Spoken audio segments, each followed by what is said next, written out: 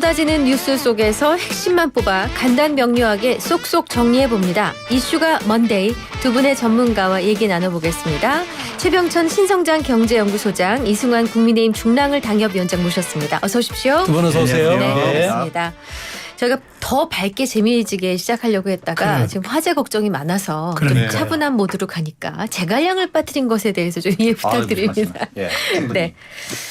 네, 자, 그나마 이제 국회 소식은 조금 청신호가 보이는 것 같아요. 네. 강대강 대치로 이어져 오던 원구성 협상이 오늘 전격 타결이 됐습니다. 이제 오늘 오전 국민의힘 의원총회에서 민주당이 제시한 정무위와 외통위 등 7개 상임위원장직을 맡기로 해서 결국은 이제 그 한 달에 가까운 이제 그 공천 상태가 마무리가 됐습니다.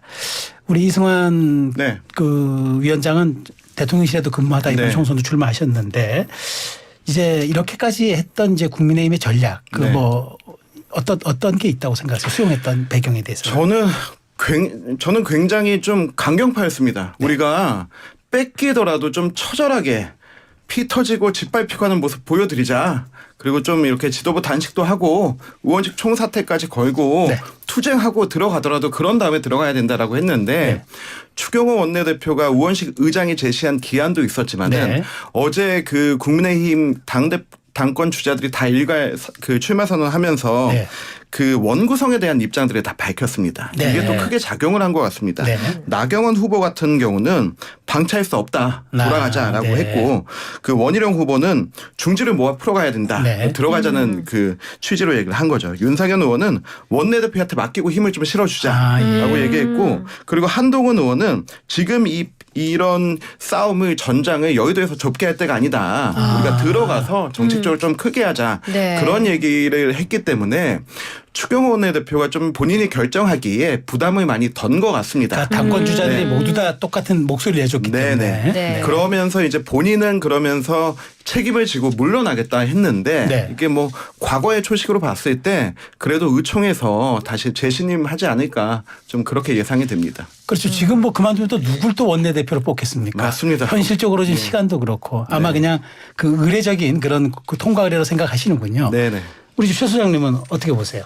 그 제가 지난 주말에 무슨 출연한 데가 있어가지고 그 일단 들어오고 좀 아쉬운 게 있더라도 들어오고 그 다음 라운드를 싸우는 게 국민의힘에도 바람직한 거 아닌가. 그래서 아마 그 얘기를 추 원내대표가 들으신 게 아닌가라는 생각이. 그러신 것 같은데요. 그리고 또 재밌는 게 뭐냐면 저는 이제 약간 경제 및 정책 이런 거에 관심 많은데 국회에서 경제 관련 대표적 상임위가 3가지가 있어요. 기재위, 정무위, 산자위거든요. 재밌게도 민주당이 이거는 위원장을 한 개도 안 가져갔어요. 이 대표적인 경제 관련 상임위를. 그래서 오히려 아니 민주당이 이왕 뭐 이렇게 그 되게 가장 중요한 경제 관련 상임인데 그거는 이왕 독식할 거 좀 그것도 독식해가지고 민생입법을 주도하면 좋을 텐데 그거는 다 냅두고 뭐 다른 것만 가져갔던데 국민의힘이 오히려 그걸 잘 챙겨서 그 가장 중요한 경제 관련 상임위 3가지가 있으니까 정말 약간 여당답게 정책 입법을 주도하려면 그 분야에서 원래 차라리 쭉 하시는 게 어떤가 이런 생각이 듭니다.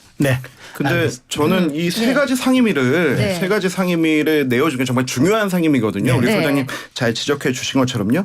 근데 기재위를 내줬다라고 하는 거는 지금 이제 종부세라든지 상속세 이런 부분에서 공을 좀 여당한테 돌려놓겠다라고 하는 부분에 의미가 있고 그리고 정무위 같은 경우는 모든 의원들이 가장 원하는 곳입니다. 근데 지금 역대급 세수 부족 현상이다라고 하는데 이게 법인세에서 나온 게 가장 많거든요. 이 경기 활성화도 정무위 관할인데 여기서 너희가 여당이 책임져라 하는 느낌이고 산자위가 지금 가장 큰 현안이 이겁니다. 그 대왕고래 프로젝트로 이제 영예만에서 시추해야 되는 부분인데 이거는 안 나오면 욕하기 딱 좋고 나오면은 함께 공을 나눠 갖기 좋습니다. 그래서 좀 이렇게 내어준 게 아닌가 그런 생각이 듭니다. 이렇게 정무산자하고 기재를 내준 것은 그 아주 그 속셈이 있다 민주당이. 좀 이렇게 민주당은 좀 정무적이고 정쟁적인 걸로 가겠다. 근데 이제 성과가 바로바로 나오는 것들은 여당이 해라라고 넘겨준 게 아닐까 그런 생각이 듭니다. 민주당이 그렇게 사려 깊은 곳이 아닙니다. 이렇게 깊이 막 고뇌에 찬 고민을 해가지고 이렇게 하지 않습니다. 이제 원구성이 됐으니까 이제 네. 국회 상황을 좀 지켜보기로 하고요. 이제. 최 소장님, 굉장히 그 따끔한 발언을 해주셔가지고 놀랐어요. 자, 이재명 대표 얘기로 가겠습니다. 이재명 더불어민주당 대표가 오늘 차기 당권 도전을 위해 당 대표직을 사임했습니다. 사임 발언은 어떻게들 보셨습니까? 사임 발언 자체는 좀 약간 원론적인 말씀을 하신 것 같아요. 어떤 그 전당대회라는 건 당원들에게 뭔가 희망을 주는 그런 게 돼야 된다라고 말씀을 하셨는데 실은 이제 발언은 그래서 그냥 뭐랄까 다 이렇게 의례적인 건데 오히려 지금 민주당 상황이 과연 이재명 대표 말고 출마자가 더 있을지 자체가 실은 관전 포인트처럼 된 게 하나가 있고 두 번째는 이번에 이재명 대표의 지금 연임 얘기가 많이 되고 있긴 하지만 이번에 최근 한 몇 주간 진행된 거에서 연임 말고 하나가 더 있는데 그게 당권 대권 분리 문제예요. 네. 원래 민주당을 비롯해서 국민의힘도 마찬가지지만 한국 정치가 1980년대 90년대까지 삼김 정치가 중심으로 하다가 아주 오랜 세월 60년대 70년대 80년대 90년대 하다가 삼김 정치로 벗어나서 한 게 그거의 하나의 상징적 지표가 당권 대권 분리라는 거거든요. 근데 이번에 특별하고 상당한 사유가 있을 경우 당무위원회 의결을 통해서 그거를 이제 바꿀 수 있도록 그래서 대선으로부터 1년 전 사퇴하도록 돼 있는데 그거를 좀 뭔가 손을 댄 거거든요. 아직 뭐 최종적으로 실제 그때 어떻게 하실지는 잘 모르겠지만 그래서 그거는 좀 너무 과한 거 아닌가 좀 약간 거슬러 간다 그럴까요? 과거 삼김 시대로 약간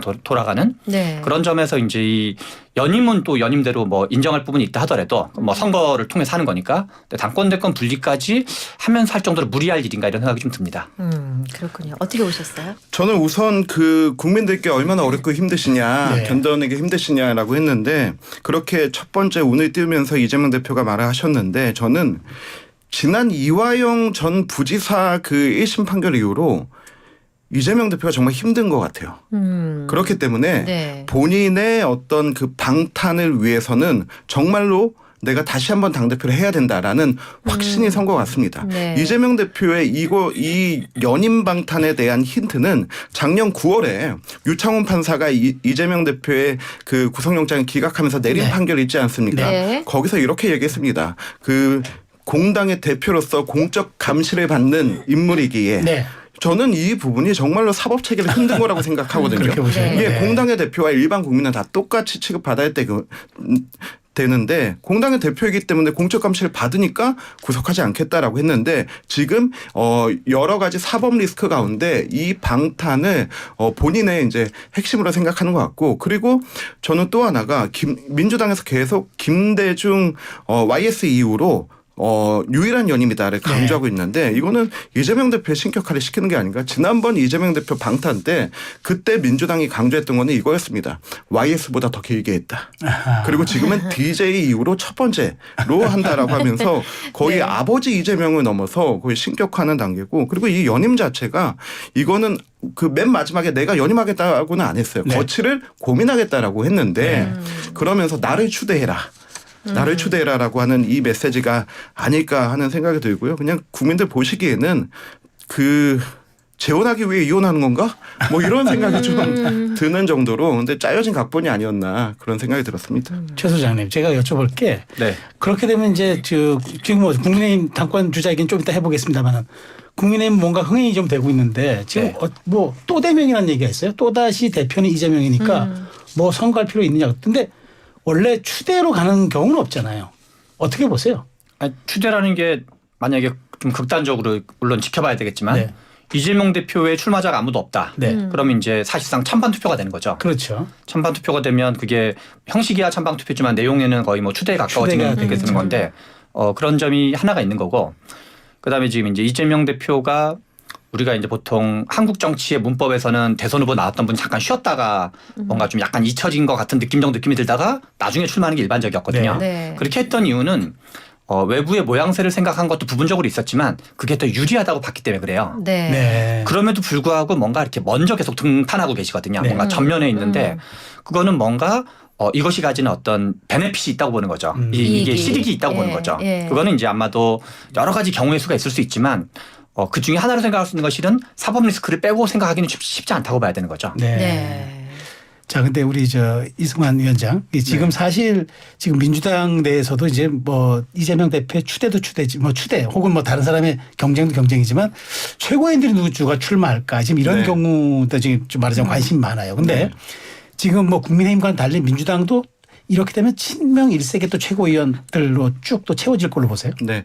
지금 국민의힘 최고위원들 같은 경우는 네. 일단은 한동훈 위원장 같은 경우는 러닝메이트를 거의 완성을 했고 네. 이제 그 가장 늦게 나온 원희룡 후보하고 나경원 후보들은 이제 그런 합정 연행이 일어날 네. 거라고 생각을 하면서 그런데 이제 전부 다 이번 국민의힘 전당대회가 사상 아마 제가 최초인 것 같은데 영남권 후보들이 한 명도 없어요. 그렇게 되면 네. 다 수도권 후보들이에요. 네. 그렇기 때문에 영남권 의원들과의 런닝메이트가 굉장히 중요하거든요. 그래서 각자의 이해관계와 이익을 보면서 합정연행이 일어날 것 같은데 네. 저는 민주당 이재명 대표가 이제 추대가 되던 혹은 다른 뭐 이인영 의원이던 누가 네. 나와가지고 이게 그 런닝메이트가 합정연행이 보이지 않게 맺어질 텐데 저는 이게 이재명 대표 찬양 경쟁이 되지 않을까. 찬양 경쟁. 네, 누가 더 그러니까 아부 경쟁이 지난번에 이제 여태까지 나왔던 여러 가지 용어들이 있지 않습니까? 네. 차은우보다 잘생기시고 손흥민보다 능력 있으시고 아버지 이재명 이런 얘기가 나오는데 좀 그런 경쟁이 되지 않을까? 그런 경쟁이 된다면 저는 이재명 대표의 연임은 굉장히 순탄하겠지만은 그 민주당의 운명은 굉장히 네. 슬픈 운명이 될 거다라는 생각이 듭니다. 여기에 대해서 친명계로 구분되는 강선우 의원이 오늘 오전 최고위원 출마 선언했는데요. 대통령과 국민의힘 또 기득권층의 가장 무서운 사람은 이재명 대표다. 그 연임은 당원의 명령이다. 네. 이런 네. 그러면서 한마디 또 했던 게 이재명 대통령 시대면 안 되겠다. 그렇게 한 것 같습니다. 뭐 최 소장님은 별로 표정이 반응이 우리 얼마 전에 이재명 대통령이 예. 민주당의 아버지다 했을 때 예. 박주민 의원이 한 표현이 있어요. 네. 과유불급이다. 예. 네, 과유불급인 것 같습니다. 네. 더 이상 알겠습니다. 거기까지. 이제 그 오늘 정치권 속보로 뜬 건 이렇게 확인을 해보고요. 오늘 네. 가장 중요한 이슈였죠. 결국 이제 국민의힘 전당대회 흥행 이제 어디로 가나. 어저께 이제 나경원, 원희룡, 한동훈 세 주자가 나란히 아주 그냥 1시, 2시, 3시 타임으로 맞아요. 이렇게 맞췄고 출마 선언 맞췄고 금요일 날 출마 선언한 이제 윤상현 의원까지 합하면 4파전으로 치러지게 되는데 우리 저 천목회 회원이기도 하신 네. 이승환 위원장 냉정하게 네. 국민의힘의 당권 경쟁 한번 분석해 주시죠. 제가 천목회 회원으로서 냉정하게 말씀드릴 수 있지만은 그 지금 현재 선관위원이기 때문에 더 냉정해지시네요. 네. 아이고, 저런. 중립적으로 네. 좀 말씀을 드려야 되는데 저는 근데 저 개인적으로도 우리 천목회에서도 계속 주장했던 게 집단 지도체제였습니다. 그래서 이런 분들이 만약에 한 지도체제에 있었으면 얼마나 좋았을까 하는 그 아쉬움은 드림팀 됐을 것이다. 정말로 그 아쉬움은 계속 남고요. 네. 그런데 어제 그 출마 선언 쫙 보면서 오늘의 최종 승자는 누구일까 생각하다가 네. 저는 황우여 위원장하고 서병수 위원장이 일단 최종 승자다. 이분들이 계속해서 전대 네. 흥행 안 하면 어떡하나 그 고민이 가장 크셨는데 네. 일단은 네. 흥행은 될 거다. 네. 흥행은 될 건데 여기 각자의 메시지들이 조금씩 달랐습니다. 네. 제가 가장 기억에 남았던 거는 한동훈 위원장은 죽기 딱 좋은 자리라고 하지만 내가 당을 위해 헌신하겠다. 네. 그리고 나경원 후보 같은 경우는 내 사전에 개팔은 없다. 개파. 그리고 이제 원희룡 후보는 나는 대통령과 신뢰가 있다. 그러니까 나는 있다라고 하는 거는 다른 사람들보다는 다른 사람들이 없거나 내가 더 있다라고 하는 걸 강조하면서 본인들의 포지션을 정확히 찍었다고 생각하거든요. 근데 이렇게 됐을 때 이제 몇 가지 관전 포인트가 첫 번째가 이제 팀 대항전이 어떻게 될 것인가. 팀 대항전. 팀 네. 대항전. 팀 한동훈, 네. 팀 나경원, 팀 윤상현, 팀 원희룡의 네. 런닝메이트가 어떻게 맺어질 아하. 것인가. 예. 러닝메이트 구성. 예, 네. 이게 첫 번째고 두 번째가 2등 경쟁이 어떻게 될 것인가. 그렇죠. 2등 경쟁. 네, 2등 경쟁을 지금 친윤을 자처하는 원희룡 장관과 비윤을 자처하는 나경원, 윤상현 의원이 있는데 근데 이 구도가 굉장히 재밌는 게 지난주에 인천에서 당협위원장 모임이 있었는데 그때 네. 원희룡 장관도 그리고 또 그 윤상현 의원도 다 왔는데 네. 원희룡 장관이 우리 인천에서 나온 사람 도와야 되지 않겠냐 이런 취지로 얘기했다고 하고 네. 그래서 좀 그런 부분에 있어서 여기에서 윤상현 의원이 과연 이제 본인은 보수 혁신을 위해서 끝까지 가신다고 했지만은 혹시 어디로 기우는 게 아닌가? 거기에서부터 이제 1차전. 그리고 이제 이 원희룡, 나경원 이 두 분의 2차전이 재밌을 것 같고 세 번째가 결선 투표입니다. 그렇죠. 네, 네. 우리 당은 당원 당규에 결선 투표를 명시하고 있는데 이번에 네. 그 방식을 정했습니다. 23일에 만약 후보자가 그 최종 당대표가 나오지 않으면 네. 24일 하루 건너뛰고 25일에 아마 1대1 토론을 붙일 겁니다. 네. 그리고 그래요? 나서 25, 26 그 27까지 해서 세 가지 K보팅, ARS 여론조사 그리고 국민 여론조사를 네, 네. 똑같이 다 돌릴 거예요. 네. 근데 여기까지에 가게 되면은 네. 이 5일이란 시간 동안 정말 치열한 경쟁이 있을 거고 그러니까요. 네. 그리고 1차 때 다 투표하신 분들이 2차 때 다 투표하신다는 보장이 없어요. 그렇죠. 정말 관심 있으신 분만 하거든요. 네. 그렇다면은 조직표가 가능합니다. 아. 그렇다면은 비윤을 자처했던 후보도 네. 조직표를 확보하기 위해서 친윤을 다시 자처할 수가 있게 되는 그림이 나오거든요. 네. 그래서 저는 이 세 가지 완전 포인트를 한번 좀 재밌게 보신다면은 네. 우리 당의 전당대회가 그래도 올림픽만큼 재밌지 않을까. 하나만 더. 그러면 이승만 선대위원이니까 좀 중립을 네네. 지키셔야 하는데 결선 투표 가능성을 퍼센테이지로 보신다면 저는 점점 높아지고 있다고 봅니다. 점점 더. 네네. 지금 50 이상이다?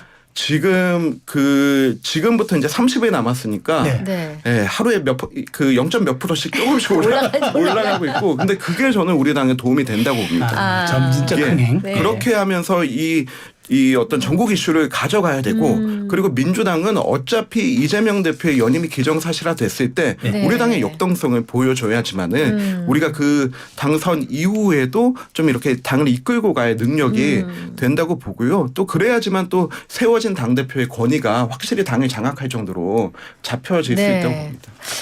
재관련 분석은 어떻습니까? 재관련 최 분석은 소장님. 어떻습니까? 네.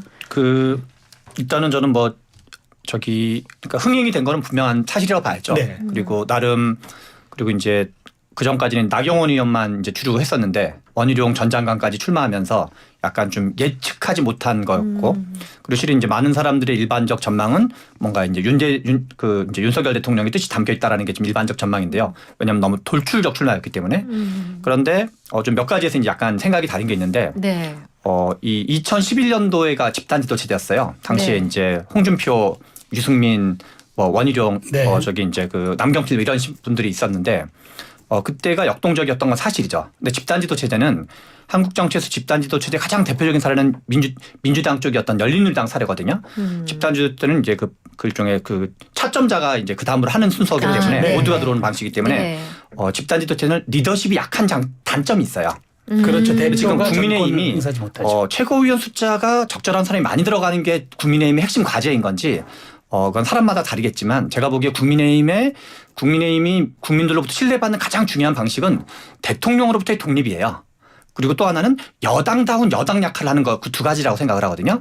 그랬을 때는 대통령과 뭔가 협력할 땐 협력하고 뭔가 의견이 다를 때는 이견을 있을 때는 의견을 할 수 있는 그런 독립적이고 강한 리더십이 중요한 거지. 네. 그래서 한동훈 비대위원장 출마가 그러니까 아닐 가능성이 높았을 땐 제가 보기엔 집단지도 체제가 그나마 차선이었던 거고 한동훈 그 전 비대위원장 출마가 유력할 때는 오히려 집단지도체가 아닌 단일성 지도체제가 제가 보기에는 더 강한 리더십에 도움이 됐다라고 저는 생각을 하는 편이고 어떤 이제 제도의 특성 때문에 이제 그건 건데요.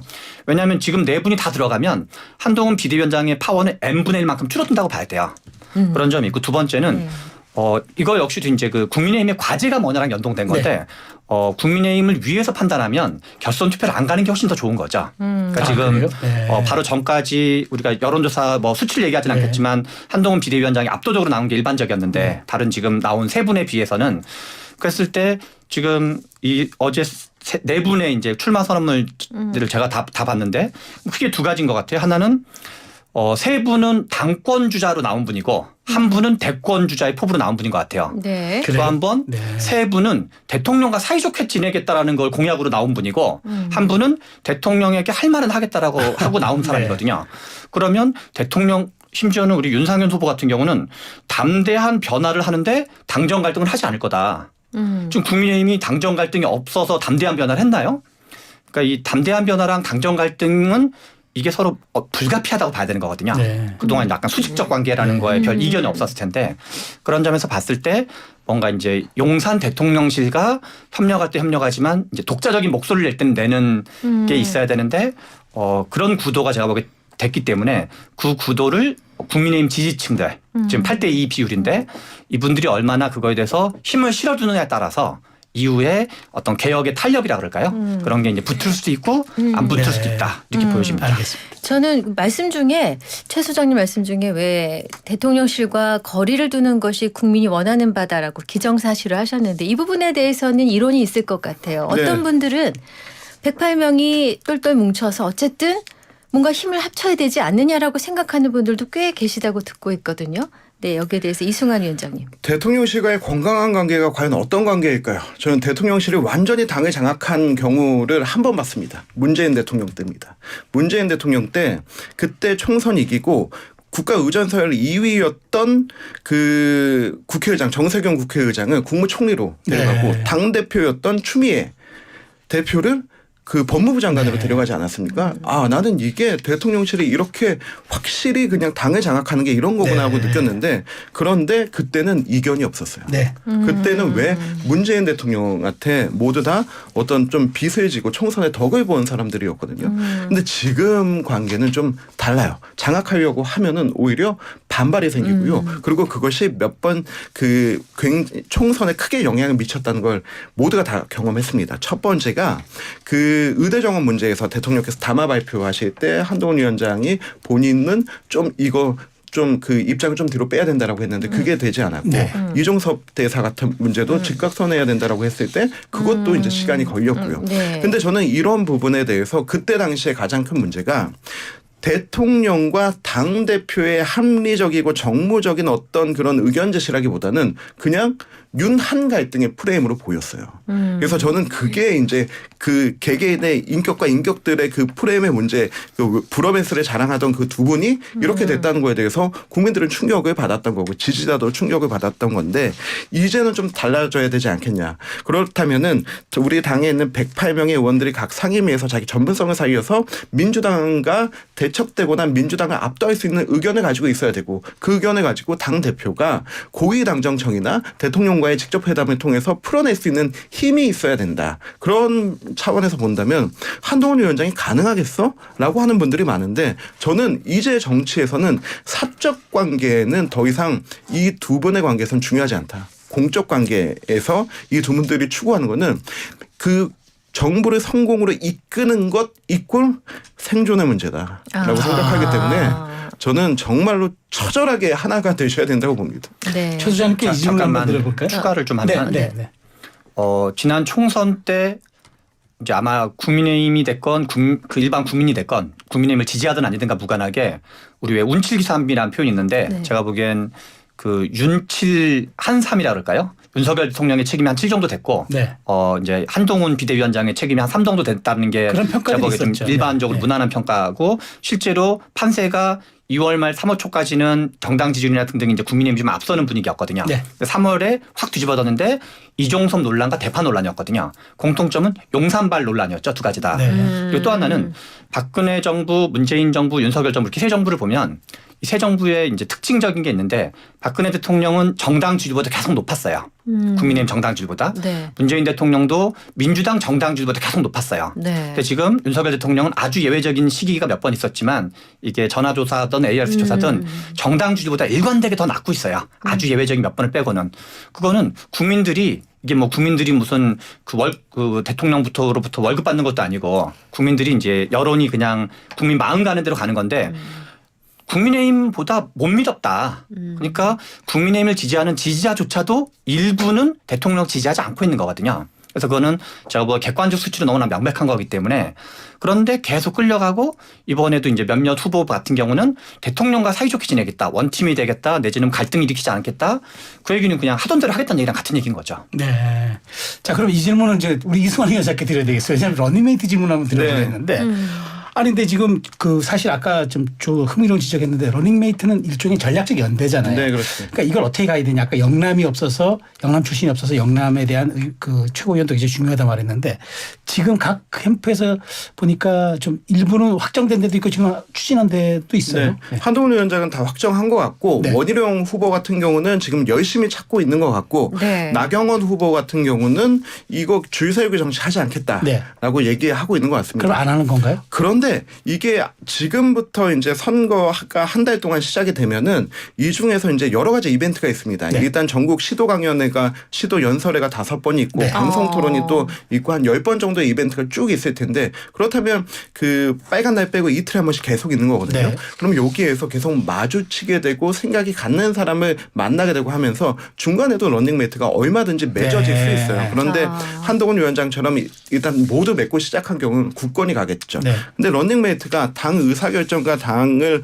운영하는 데도 중요하지만 우리가 지난번에 이준석 대표 사례에 네. 선출직 최고위원 5명 중에 4명이 사퇴하게 되면 당대표를 흔들 수 있는 조항이 있습니다. 지도부가 네. 무력화되죠. 그러니까 그렇기 때문에 이 부분에 최소한 안전장치를 하기 위해서라도 이렇게 중간에라도 다른 후보들의 합정 연행이 있지 않을까 하는 생각이 있고요. 그리고 저는 정치는 기본적으로 정치는 3가지가 필요하다고 생각하는데 이 국가를 어떻게 만들겠다는 비전이 있고 그다음은 그걸 함께할 사람들이 필요하고 그리고 그것을 이루기 위한 그 돈이 필요하거든요. 네. 근데 한국 정치가 잘못된 게 돈이 있으면 사람이 모이고 그 사람들의 뜻을 받아 정치하겠다라고 하는 역순으로 해서 문제인 것 같아요. 근데 저 이거 정방향으로 하게 되면 내가 우리 당을 이렇게 바꾸겠다. 우리나라 이렇게 만들겠다라고 하는 당대표의 비전이 명확하다면 네. 전 그것을 따라갈 최고위원들과 청년 최고가 모이는 거는 당연한 수순이라고 보고요. 그 부분이 또 재밌는 관전 포인트가 될 겁니다. 하나 더 인유한 위원장이 예. 인유한 의원이 네. 원희룡 그 후보의 진짜 말하자면 네. 러닝메이트를 얘기했는데 네. 요건 좀 변수가 될까요?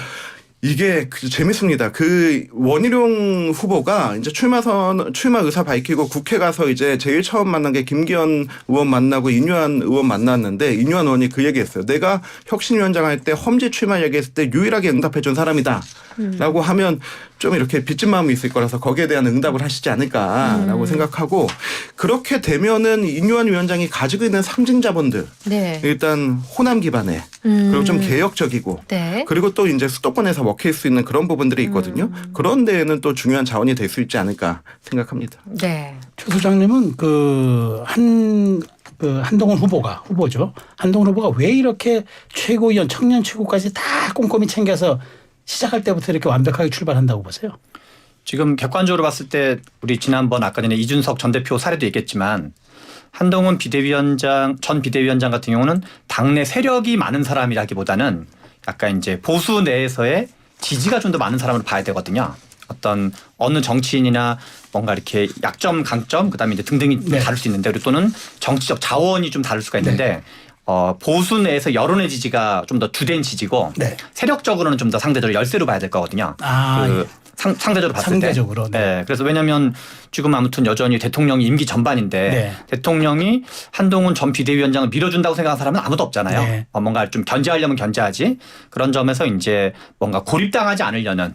그래서 앞에서 얘기한 것처럼 최고위원들이 다 이렇게 다른 색깔인 경우에는 고립당할 소지가 있으니까 앞에서 이준석 전 대표 사례처럼 어느 정도 약간 방어력 정도라 그럴까요? 네. 그런 거 정도 최소한 있어야 되니까 그걸 생각하지 않을 수 없다고 봐야 되는 거죠. 그래서 그렇게 했다. 네. 네. 또 한동훈 위원장의 지금 현재까지 나온 러닝메이트를 보면 다 원내예요.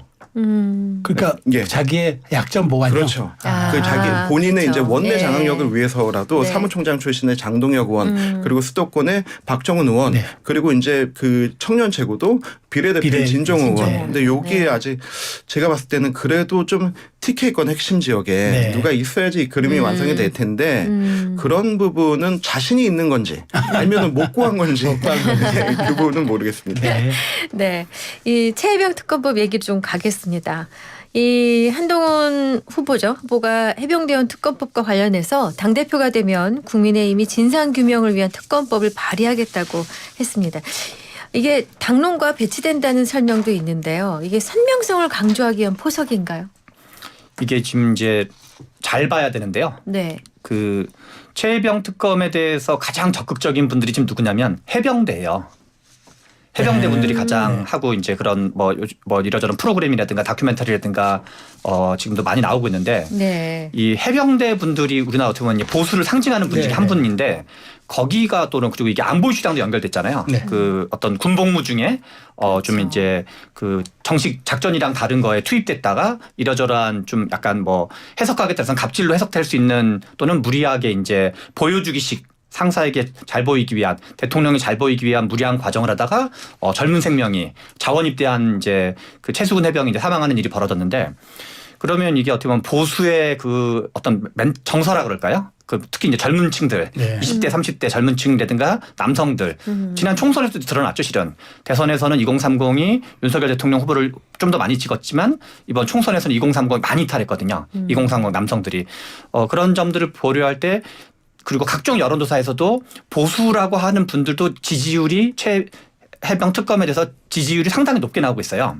근데 이거를 계속 거부만 하는 게 가능한 거냐? 그러면 우리가 통상적으로 이런 거에 대한 합리적 방안은 이제 그 어떤 이제 민주당은 민주당대로 아무래도 야당이니까 좀 이제 세게 공격하는 게 바람직한 거지만 여당 내에서 합리적 반응은 어떤 제3의 대안을 얘기하는 거예요. 대통령실이랑도 다르고 야당이랑도 다른 뭔가 제3의 대안을 해서 구도를 좀 이렇게 좀 여러 가지 다른 구도를 만드는 게 필요한 건데 지금 한동훈 전 비대위원장이 한동훈 후보가 냈던 이번 거를 보면은 실은 제3자가 지명하게 하고 대법원장이 지명하게 한다는 거예요. 네. 실제로는 대법원장은 우리 바로 직전에 이제 김명수 대법원장은 좀 전 대법원장 같은 경우는 문재인 정부 때 지명됐고 상대적으로 약간 진보적 색채가 있던 분이라고 하면은 지금 조대희 대법원장 같은 경우 약간 보수 색채가 매우 강한 분이에요.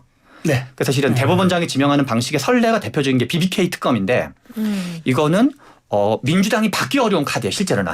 받기 어렵다. 이 대법원장이 특검을 지명한다 그러면 그러니까 우리가 지금 민주당 방식도 선례가 있는 방식이고 그 기존 여당과 대통령실 관계자를 배제하는 것도 선례가 있는 방식이고 BBK 특검도 선례가 있는 방식이에요. 이 방식 모두가 선례가 있는 방식인데 그럼 실제로는 제가 예상되기로는 민주당 안이 관철되지도 않고 한동훈 비대위원장 안도 간털되지 않을 가능성이 높아요. 근데 두 개의 특검이 약간 논쟁하는 구도가 될 가능성이 많은 거죠. 그럼 프레임상으로 그동안은 특검 찬성하는 야당 계열과 특검 반대하는 여당 계열에서 지금은 이렇게 1대1 구도, 1대1 구도로 바뀌는 거예요.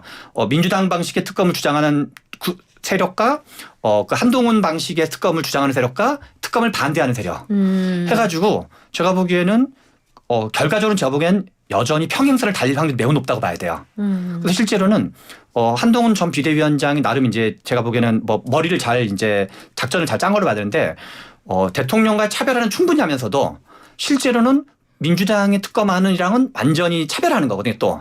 그래서 통과 안 되긴 제가 보기 똑같을 거예요.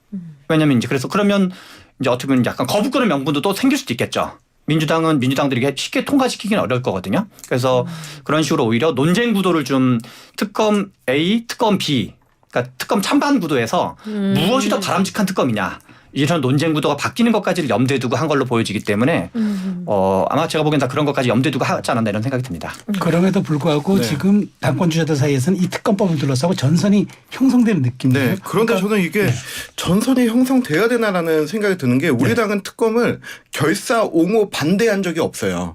왜 그러냐면 지난번에 영수회담 이후로 이태원 특별법을 처리하면서 이양수 수석이 논의하자 그랬어요. 최상병 특검 논의하자 그랬는데 민주당이 정쟁용으로 먼저 발의를 해버렸던 거죠. 그리고 대통령께서도 이준영 기자회견 때 이게 의혹이 있다면 내가 먼저 특검 요청하겠다라고 얘기를 했고요. 그래서 특검에 대해서는 지금 두 가지가 있습니다. 첫 번째 수정제입니다. 독소조항 빼고 하자라고 하는 거고 하나는 조건제입니다. 공수처 수사 결과 보고하자라고 하는 건데 지금은 이제 한동훈 위원장은 두 달을 던진 겁니다. 그래서 저는 여기에 대해서 이 부분에 대해서는 정말로 할 수 있는 모든 것을 다 하자. 다만 절차에 따라서 하자라고 하는 게 제 개인적인 생각인데요. 이 부분에 대해서 공수처하고 경찰 수사 결과 지켜봐서 여기서 의문이 있으면 여야 합의된 법사위에서 국정조사하자. 그 수사 결과 다 받아서 국정조사하자. 그런 다음에도 의혹이 있다면은 여야 합의한 특검법을 만들자. 그게 저는 최가족과 그 어머니와 그리고 우리가 그 마음 이렇게 상하신 해병대들을 모두가 다 만족시켜 드릴 수 있는 정말 협치의 방안이 아닐까? 좀 이런 생각을 가지고 있습니다. 그러니까 이 특검법을 가지고는 당내에서 이른바 당권 주자들 간의 경계 혹은 전선이 형성되지는 않을 것이다. 그렇게 보시면 하면 안 된다. 하면 안 된다. 당위론적 입장이군요. 예, 그렇습니다. 하면 안 된다. 선관위원이시잖아요 지금. 아니 그 객관적으로 보면 그 어제 이제 그 새 후보가 출마 선언을 했잖아요. 그 1시간 간격으로 다 했는데 이게 지금 핵심 전선이 된 거죠. 객관적으로 봤을 때. 그리고 저는 지금 이제 우리가 좋은 야당이 있어야지 좋은 여당이 있고 이제 서로 이제 상호작용을 하는 건데 정치가 상대평가 성격이 있으니까 이게 핵심 쟁점이 되는 게 어떤 한국 정치라든가 뭐 여당 차원에서도 훨씬 더 바람직한 거로 봐야 되는 거죠. 알겠습니다. 알겠습니다. 아이고 시간이 부족했어요. 벌써 오늘 뜨거웠습니다. 자 이슈가 먼데이 최병천 신성장 경제연구소장 그리고 이승환 국민의힘 중랑을 당협위원장과 함께했는데요. 오늘 1부 마지막 곡을 이승환 위원장 신청하셨다고요? 네. 어떤 곡이요? 임재범의 비상. 왜요? 다음 선거에 비상하시려고? 아니요. 우리 당이 일단 먼저 비상하자. 예. 날고 싶다? 네. 알겠습니다. 그런 의미로 한번 날아보자라는 의미로 신청했습니다. 비상시국인 건 아니고. 그것도 맞습니다. 네, 두 분 감사합니다. 말씀 잘 들었습니다. 감사합니다.